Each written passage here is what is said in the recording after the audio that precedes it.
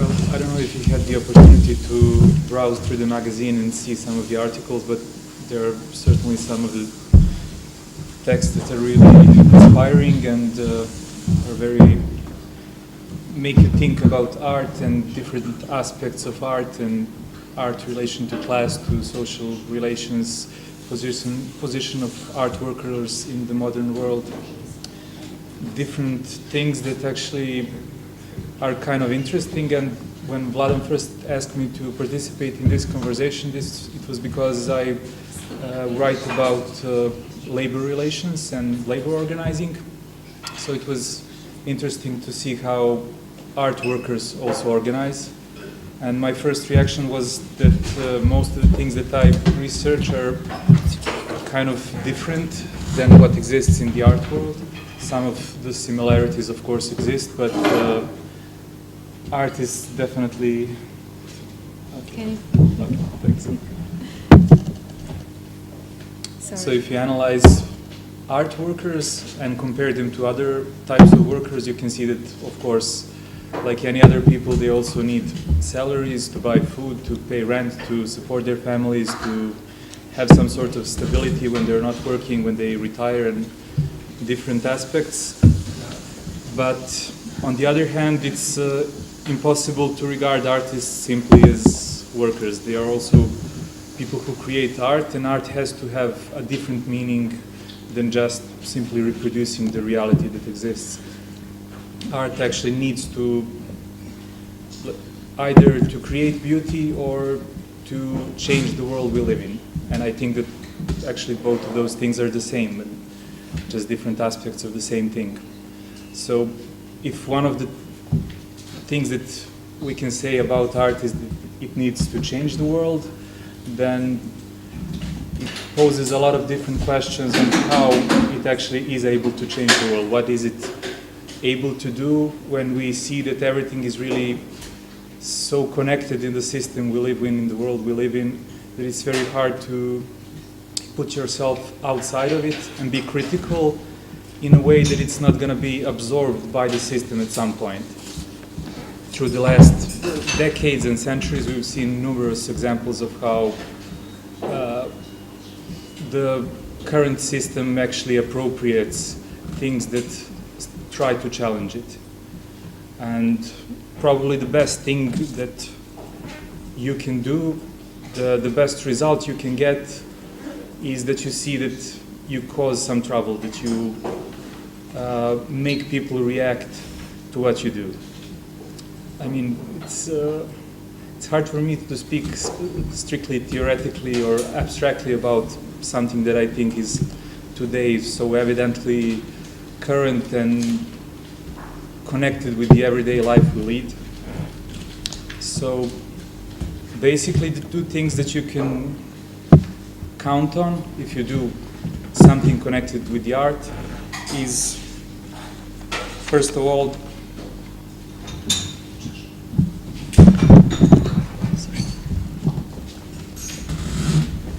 is to see that if you're able to be subversive or disruptive. So if you're able to tell something about the system, the world we live in, to the people that don't actually know about it, you've accomplished something. And I think that the problem with a lot of contemporary art is that it runs in sort of closed circles, that it speaks to the audience that already knows what to expect, that it already preaches to the choir, so to say. But if you're able to reach some sort of a wider audience, if you're able to make people think in a different way, you've accomplished something. And the other thing is, of course, that it's not only enough to cause a certain reaction and cause people to think differently. You have to see if they actually start to transform the world. They actually start to do something practical to change themselves, the environment they live in, to change the situation that surrounds them. So in that way, you can actually see that art is doing something good is if people react to it, if they do something out of the ordinary when you do present something of your own. So one of the problems with art organizing is, of course, the practical one, the practical aspect of how to secure your own position in the world, how to secure a way of your own existence, and of course to reach people with what you do. But also the other aspect is how to try to transcend the relations that exist now, how to try and find different ways of thinking about things, creating, reaching people, altering the way we communicate with each other, how we make connections with each other. And actually art has a lot of potential in doing that sort of thing.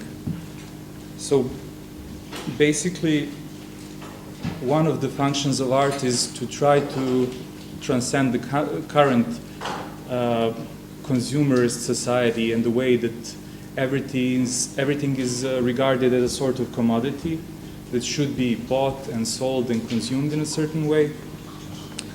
And basically for me, when I think about it, I think that there are two ways that you can be really radical if you're doing art. One is, of course, to tackle the subjects of daily life and tackle the problems of the current system and try to address them in a more or less direct way, sort of approaching activism. And the other way is also one that is, I think, often neglected, is trying to go outside of the whole way of producing and viewing art. And those kind of people are often regarded as